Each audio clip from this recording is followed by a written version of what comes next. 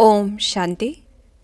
आज 18 अक्टूबर 2022 की मुरली में बाबा ने हमें बहुत सी याद की पॉइंट भी दी हैं और धारणा के लिए बहुत सारी विशेष शिक्षाएं भी दी हैं। तो जैसे बाबा ने कहा बाप कैसा है, तो ऐसे आज हमें बाबा को याद करना है। जैसे बाबा ने कहा कि तुम बच्चों की तो दिल में हमेशा उनकी याद रहती है, तो जो बाबा ने कहा है इस बात को हमें सार्थक करना है। फिर बाबा कैसा है कि जैसे ईश्वर व भगवान कहने से बाबा कहते रोला पड़ जाता है, यानी उसके बहुत सारे नाम हैं, लेकिन हम इस समय क्या नाम बोलते हैं। बाबा है सबसे सिंपल कि हम सभी आत्माएं उस परमात्मा को बाबा कहते हैं। तो बाबा कहते हैं ये सबसे सिंपल है। जैसे आत्मा के भी अलग अलग नाम है, उसमें मनुआ भी कहा जाता है क्योंकि आत्मा में मन बुद्धि है। इस प्रकार से अलग अलग नाम दिए हैं। तो हमें क्या याद रखना है कि वो सदा हमारा पिता है। फिर वो परम आत्मा है। बाबा कहते मैं तुम सभी आत्माओं का परम धाम में रहने वाला पिता हूँ। कैसा पिता है? परम धाम में रहने वाला पिता है। और इस पर भी बाबा अटेंशन दिलाते कि सबका बाप है जो परम धाम से आया है, इसलिए ही उसे परम आत्मा कहा जाता है। और परम आत्मा शब्द ये ज़्यादा क्लियर है, परमात्मा शब्द कहने से मूंझ जाते हैं। तो बाबा ने इस पर भी अटेंशन खिंचवाया। और बाप कैसा है? पतित पावन है कि कृष्ण को तो नहीं बुलाएंगे कि आकर पावन बनाओ, एक बाप को ही बुलाते हैं। और बाप कैसा है? सबका सद्गति दाता है। बाबा कहते हैं मैं ही सबकी पूरे जगत की सद्गति करता हूँ। और श्री श्री 108 जगत गुरु का टाइटल भी वो शिव बाबा का है। फिर बाबा कैसा है? बाप कहते मैं नंदीगण पर वह भाग्यशाली रथ पर आता हूँ तुम्हें नर से नारायण बनाने। तो ऐसे आज इन सभी पॉइंट्स को देखते हम बाबा को याद करें। और बाबा ने कहा कि जो सतगुरु कहा जाता, सच्चा पातशाह, सचखंड स्थापन करने वाला, जो गुरु ग्रंथ साहिब में महिमा करते हैं, वो भी किसकी है? एक बाप की है। और ये उल्टा झाड़ है जिसका बीज रूप परम आत्मा परम धाम में निवास करते हैं। और बाबा सभी सुखों की पीन है, यानी सैक्रीन है।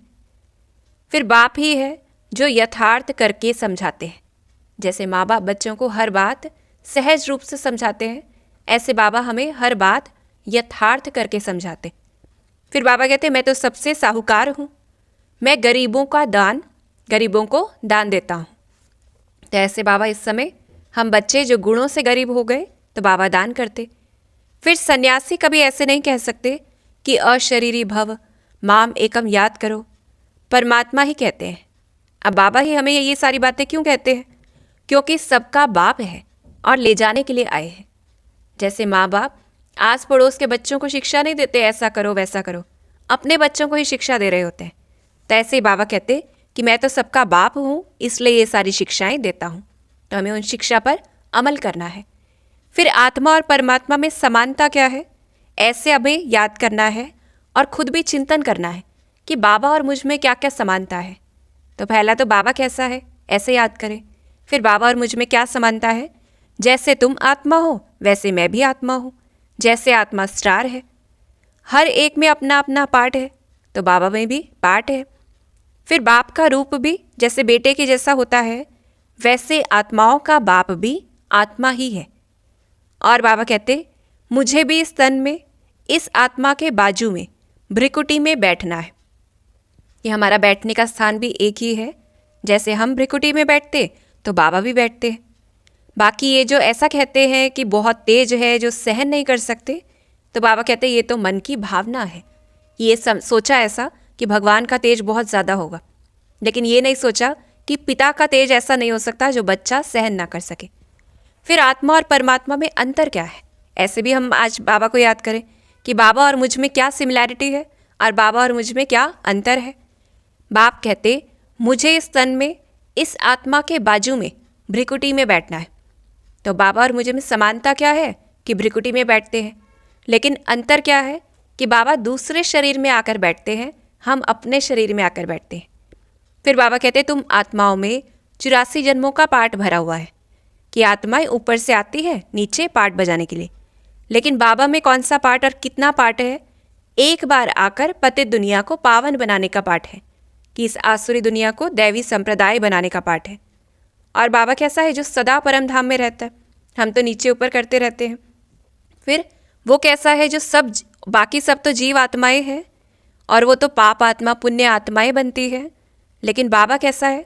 जो पाप व पुण्य आत्मा नहीं कहा जाता। बाबा कहते हैं मुझे परमात्मा ही कहा जाता है। फिर बच्चे तो जन्म मरण में आते हैं।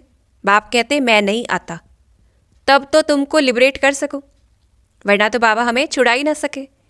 फिर कहते हैं आत्मा परमात्मा अलग रहे बहुकाल। तो हम आत्माएं उस पिता से बहुत समय से अलग रही हैं।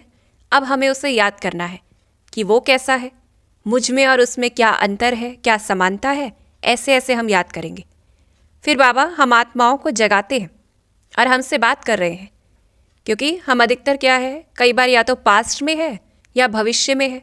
वर्तमान में रहने के लिए क्या करना है? हर वक्त जागना है। और जैसे बाबा हमें जगा रहे हैं, ऐसे हमें खुद को भी बार बार जगाना है। जैसे बाबा कहते हैं तुम किसकी संतान हो, याद आता है? अब तुम बच्चे बैठे हो, किसके सामने बैठे हो? तो बार बार खुद से भी प्रश्न पूछने हैं कि किसके सामने बैठे हैं। फिर बाबा हमसे बात करते, बाप कहते हे लाडले बच्चे, मैं तेरा परम पिता तुम आत्माओं से बात कर रहा हूँ। अब मेरी श्रीमत पर क्यों नहीं चलते हो? बाप कहते हैं कि कमज़ोर क्यों बनते हो? श्रीमत मिल रही है, फिर आसुरी मत पर क्यों चलते हो? यह युद्ध तो करनी है। तुमको बाप शक्ति दे रहा है। जैसे दिखाते हैं कि अर्जुन को श्री कृष्ण मोटिवेट करते हैं कि युद्ध के लिए करते हैं, प्रोत्साहित करते हैं। ऐसे ही बाबा कह रहे हैं कि ये माया से युद्ध तो करनी ही है और हमें तो बाप शक्ति दे रहे हैं, ये याद रखना है। फिर बाबा हमें फिर कहते कि यह सब तुमको कौन बता रहे हैं, कि कॉन्शियस कर रहे हैं बाबा कि यह सब तुमको कौन बता रहे हैं। शिव बाबा ब्रह्मा दादा की भ्रिकुटी के बीच में बैठकर तुमको समझा रहे हैं। तुम्हारे सामने शिव बाबा बैठा है, उनको भूलो मत। तो याद रखना है, क्योंकि जब हम ये स्मृति में नहीं रखते हम कौन, हमारे सामने कौन, तो वो नशा खुशी नहीं रहती है। तो ये याद रखना है। फिर बाबा हमें खुशी की पॉइंट्स भी बताते हैं कि तुम जानते हो हम उस बाबा के सामने बैठे हैं। यह आत्मा की बात है कि समझने वाला कौन है? आत्मा है, और समझाने वाला बाबा है। शिव बाबा समझाते हैं। सम्मुख तो बच्चे ही सुनते हैं। हमें इस खुशी में रहना है, सम्मुख तो बच्चे ही सुनते हैं, सारी दुनिया नहीं सुनती। तो ये मौका सिर्फ हमें मिला है। अभी तुम मंदिर लायक बन रहे हो, तो इस खुशी में रहे कि जो कहा जाता है कि जैसे दिखाते हैं, नारद को दिखाया कि शक्ल बंदर की है तो लक्ष्मी को वर नहीं सकते। तो इस समय हम कैसे बन रहे हैं? मंदिर लायक। फिर बाबा ने स्वदर्शन चक्र फिराने पर हमें अटेंशन दिलवाया है। कैसे फिराएंगे वो भी बताया है, और हम चिंतन भी करें। जैसे बाबा ने कहा तुम मेरे बच्चे थे जब तुमको भेजा था, स्वर्ग में शरीर धारण कर आए, चक्र लगाते लगाते अब तुमने 84 का चक्र पूरा किया है। इस समय सब रावण की संतान है। चक्र लगाते लगाते कलयुग में आ गए। इस समय रावण की संतान है। रावण ने पतित बनाया है और काला कर दिया है। बाबा आकर हम बच्चों को देखते हैं तो कहते हैं रावण ने क्या कर दिया? पतित बना दिया, काला कर दिया।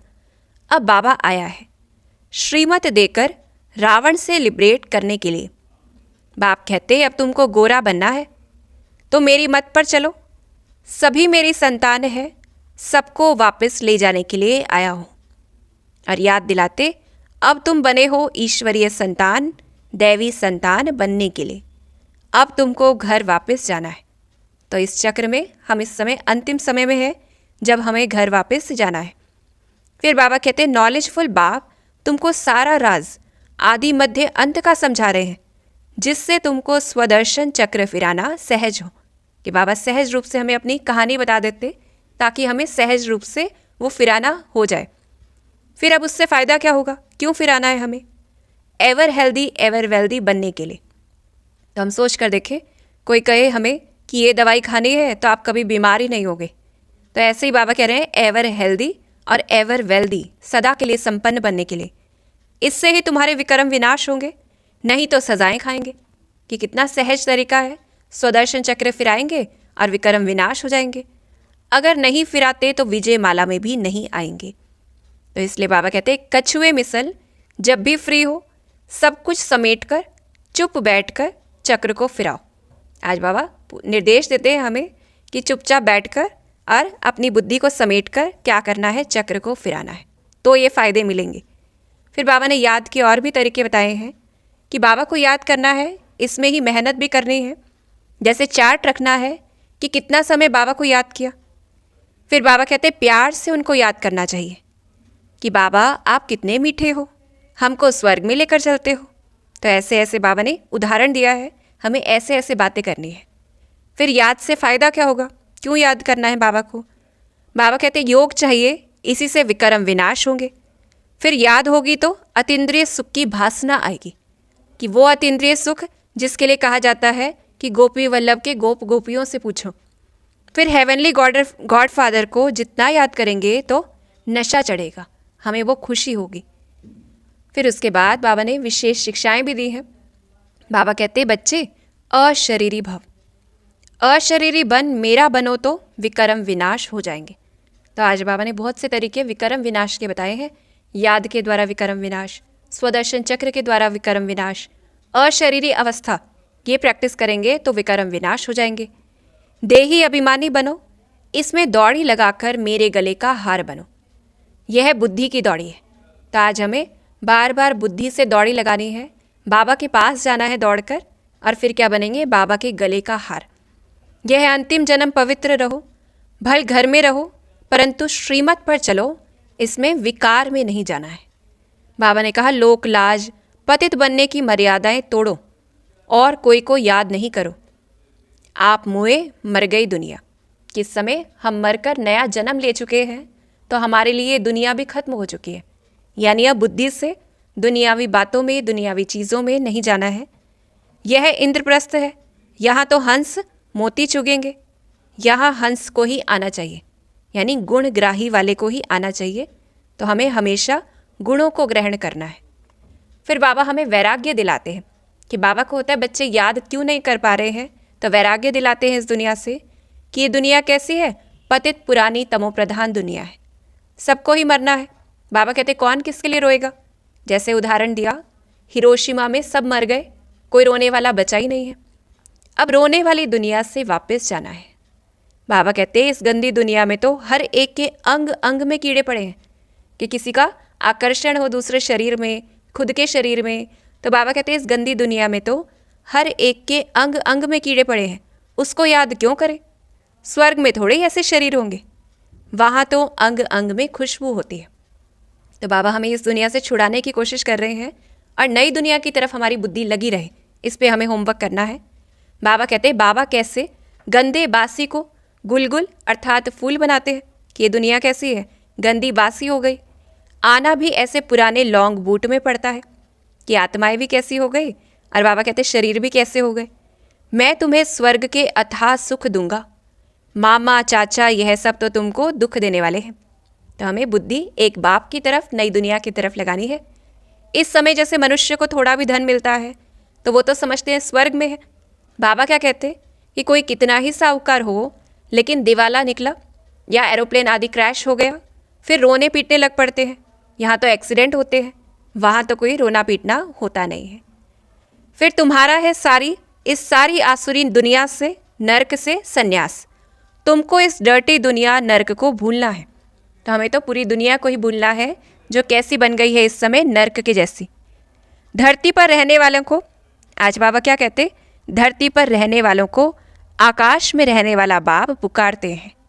अब मेरे पास आना है, इसलिए नष्टो मोहा बनो। और बाबा कहते, फिर बाबा अंत में समझाकर बच्चों को कहते, फिर भी अगर नहीं समझते तो अच्छा तुम स्वर्ग में हो तो स्वर्ग में खुश रहो, मैं तो आया हूँ गरीबों के लिए। जो नर्क में है तो दान भी गरीबों को ही दिया जाता है। फिर भी नहीं मानते तो बाबा ये कहते फिर वहीं रहें चलो। फिर बाबा हमें बहुत सारे राज भी समझाते हैं जो हमें भी समझने हैं और दूसरों को भी समझाने हैं। बाबा कहते कि जो इतना पाठ पढ़ाते, वेद शास्त्रों का सार समझाते हैं, ये सूक्ष्म वतन में तो नहीं सुनाएंगे। जो कहते हैं पार्वती को कथा सुनाई, फिर दिखाते हैं विष्णु की नाभि से ब्रह्मा निकला, तो बाबा कहते हैं सूक्ष्म वतन में तो ऐसा कुछ होता नहीं। फिर क्या करते हैं, कृष्ण और नारायण दोनों को काला दिखाते हैं, लक्ष्मी को गोरा दिखाते हैं। तो बाबा कहते हैं काम चिता पर तो दोनों ही बैठे ना, तो ये भी समझने और समझाने की बात है। कृष्ण के लिए कहते हैं कि उनको तो सर्प ने डस लिया, लेकिन फिर पूछने की बात है कि नारायण को किसने डसा, ये भी नहीं समझते।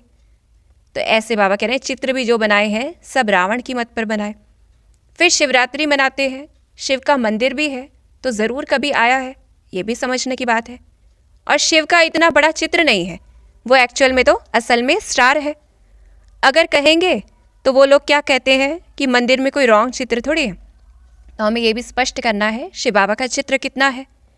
फिर बाप कहते हैं मैं पतित पावन हूँ, तो ज़रूर पतित दुनिया में ही आएंगे, कि बाबा का टाइटल ही पतित पावन है तो ज़रूर पतित दुनिया में आएंगे। पहले तो हमें ये सिद्ध करना है। फिर ये सृष्टि तो अनादि चलती रहती है, इसमें प्रलय नहीं होती, क्योंकि बाबा क्या करते हैं पतित को पावन बना रहे हैं, नई दुनिया नहीं बना रहे। फिर ड्रामा अनुसार अपने टाइम पर आते हैं, कल्प के संगम युगे, इस पूरे सृष्टि रूपी कल्प के संगम युग पर आते हैं, सूर्यवंशी चंद्रवंशी कुल का राज्य स्थापन करने।